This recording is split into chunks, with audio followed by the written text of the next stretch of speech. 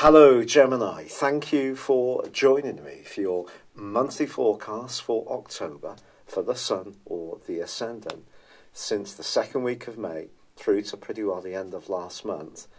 Well, Uranus, the planet of surprises, in your tender 12th house has been in an aggravating right angle with Mars located mainly in your sister air sign of Aquarius.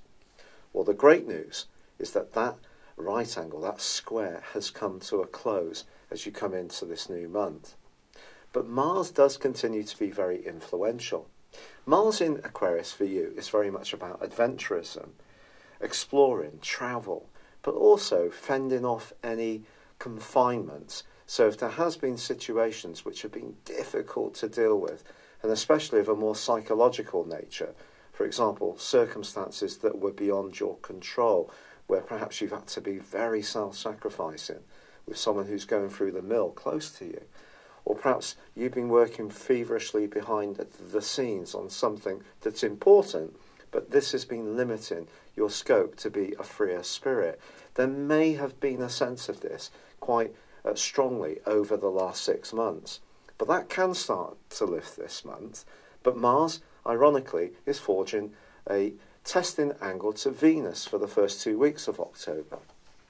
Now, Venus is in Scorpio, where it's very passionate and intense, and for you, this is a sector which is very much to do with work. So a work relationship could be something that proves to be a bit challenging for you this month.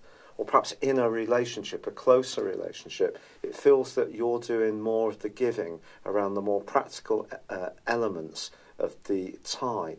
And if that is the case, then that can definitely cause some talking points in the early parts of this month. But on the face of it, with the Sun and Mercury, your ruler, in your sister air sign of Libra, there is an opportunity for you to be self-expressive and creative.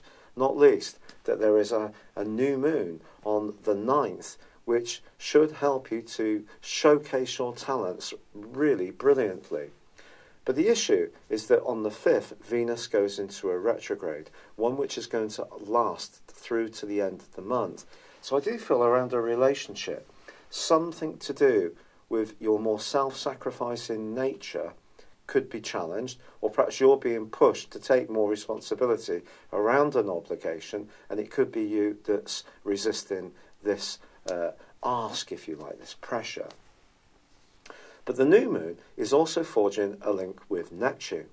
Now, Neptune, since 2012, has been wonderful if you're a compassionate person who uses your intuition or imagination in the way you link with the wider world.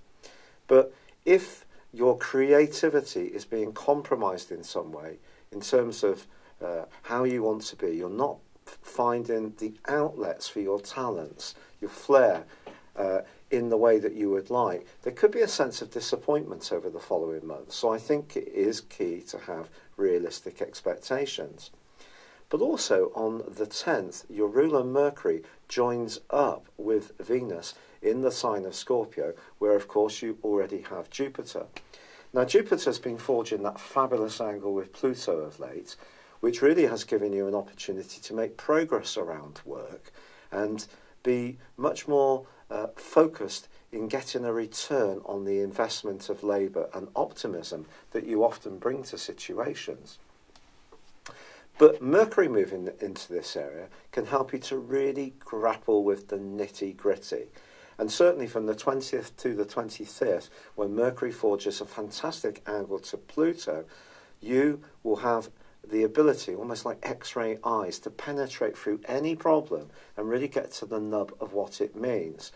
This can be in a psychological context, it can be more of a practical one, but you will be a formidable person when it comes to analysing and really distilling the benefits of any situation. Now, pleasingly, in the last 10 days of this month, Mars is actually forging a superb angle to Pluto too. Now, Pluto, of course, is very much about truth and transformation, about power, it's about secret enemies, it's the underworld, it's about change, whether we are choosing it or whether it's being pushed upon us. But I think this angle between Mars and Pluto suggests that if you can be imaginative and open-minded in terms of the people that you're connecting with, then some very powerful influences can come through. And as long as you're working for the good of all, not just for yourself, then Pluto can be very supportive to Mars, and your motivation can be extraordinarily high in the last 10 days of October. But this brings us through to the quarter moon of the 16th. This occurs in Capricorn, along with Saturn and Pluto already there. So this is all a very passionate, seething set of energies, which is very much about renewal. But obviously, in order to embrace renewal, sometimes we have to go through a period of letting go of what's no longer appropriate. But I think it's possible for you, on the back of this quarter moon, to think about how you can be more conscious of the situations where you feel there are politics, where you feel that you can't quite be a free spirit. Perhaps someone's being a bit clingy around a friendship. Perhaps they're being a bit jealous of you. Or perhaps someone's motives are more to do with possession in some kind of way. This could be particularly so in a very close romantic alliance. So some energies come up around that, and especially with Venus tracking backwards and that square with Mars, if something isn't working around a relationship, it will need addressing. But the Sun then moves on the 23rd into Scorpio, joining up with Mercury, joining up with Jupiter, joining up with Venus. So this for you is a vast array of assets to really grapple with life's nitty-gritty, and particularly around life organisation, your work, anything to do with nutrition, what you eat and drink, also exercise, and strangely as it may seem, anything to do with pets, and also aunts and uncles. That's what the sixth house is very much about. So you may find yourself busy around those areas, but the reversing Venus then meets the advancing Sun. So we have Venus conjunct Sun. It is said sometimes that Venus can be diminuted by the Sun's influence. That's something that I think we have to test out for ourselves. It is there. It can amplify the value of Venus. So your passion for something that you're dedicated towards, especially if it's helping other people, can be rewarded at this time. But there is a crucial factor here, and it concerns Uranus. Because although Uranus is no longer in that square with Mars, which has been such heavy weather for you, it is still in your 12th solar house through to early November. And I just feel, because it goes opposite both Venus and the Sun at this time, just at the start of the last 10 days of this month, it's possible that you could start to feel that any obligations and responsibilities that you have that are not necessarily chosen ones, they're more the circumstances. There could be a sense of restlessness, itchiness, feeling fenced in, not quite being able to breathe, being really a bit stressed. And also, these the conjunction between the Sun and Venus and the opposition with Uranus feeds into the nodal axis, which is reversing across Leo and Aquarius. So what we get is a grand fixed cross. This is very complex stuff because obviously that Leo energy in the North Node, which is like a mini Jupiterian energy, so it's about possibilities around your everyday communications, has been giving you a huge boost. But now, with these angles all clashing with one another, I just feel that if your ideas are being met with resistance or something's not flowing quite as you want, the psychological burden of that could become greater. And you may then go through a period of feeling a bit exhausted. And this is going to be emphasised even more by the full moon that occurs on the 26th, which is conjunct Uranus 2. If ever there was an issue that could jump into the open that you may have been resisting, perhaps you're going to tell someone close to you that you feel that you've been supporting them too much, and you're going to want to draw a line and say no more. Put down much stronger and firmer